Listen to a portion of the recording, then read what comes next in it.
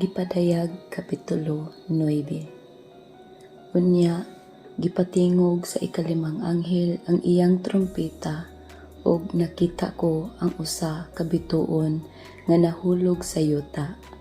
Gihatagan kini og yawi alang sa bung-aw paingon sa kahiladman. Giablihan sa bituon ang kahiladman ug miutbo ang aso nga daw gikan sa dakong hudno, ug tungod niini mingit-ngit ang adlaw ug ang kawanangan. Unya, gikan sa aso mihugpa ang mga dulon sa yuta, ug gihatagan sila gahom sama sa gahom sa tanga. Gidid-an sila sa paghilabot sa mga sagbot o sa kakahuyan o sa bisan unsang tanom.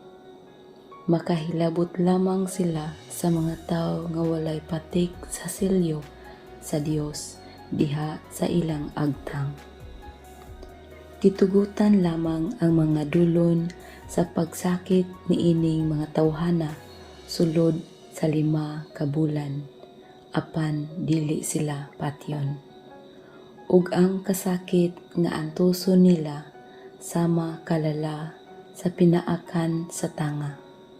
Sulod sa 5 ka bulan, mangandoy ang mga tao sa kamatayon, apan dili sila mamatay, kay mulikay man kanila ang kamatayon. Ang mga dulon sa maghitsura sa kabayo nga andam sa gubat, daw may mga koronang bulawan diha sa ilang ulo, ug ang mga naong nila sama sa naong sa tawo. Ang buhok nila sama sa buhok sa babae, ug ang ngipon nila sama sa ngipon sa leon. May mga himbis sila nga daw puthaw nga sa lipod sa dughan.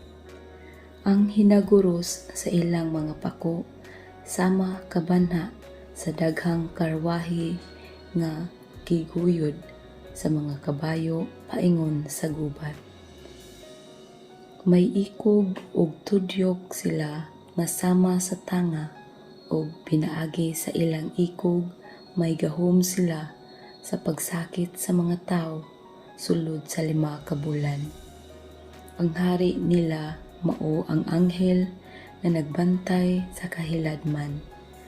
Ang iyang ngalan sa Hebreo Abaddon, sa Grego Apollyon. Natapos na ang unang katalagman, apan may umaabot pang laing duha.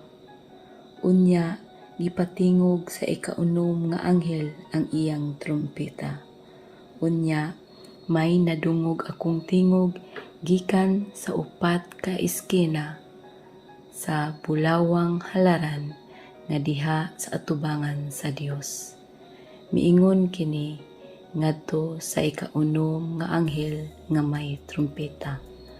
Buhii ang 4 ka anghel nga gigapos didto sa dakong suba sa Euphrates. Busa, gibuhian ang 4 ka anghel nga giandam alang sa oras, adlaw, bulan ug tuig, aron pamatyon nila ang ikatulong bahin sa katauhan. Gitug-anan ako nga ang mga sundalo nga nagkabayo 200 milyones. Nakita nako nga ang nagkabayo may salipod sa dughan nga sama kapula sa kalayo, sama kaasul sa sapero ug sama kadalag sa asupre.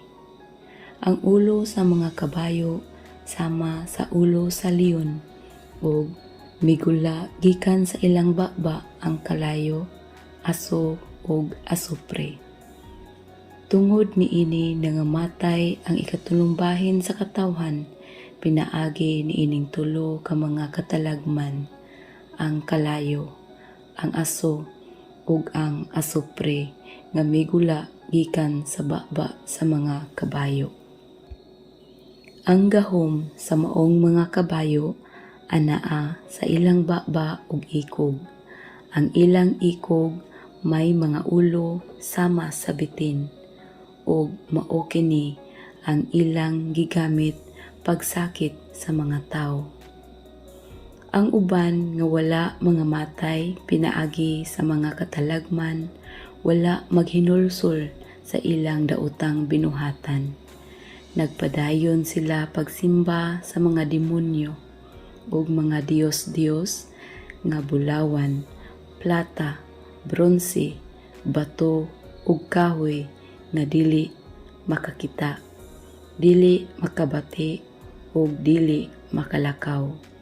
Wala usab nila hinulsuli ang ilang pagka mamumuno, pagka salamangkero, pagka mahilawason ug pagka kawatan.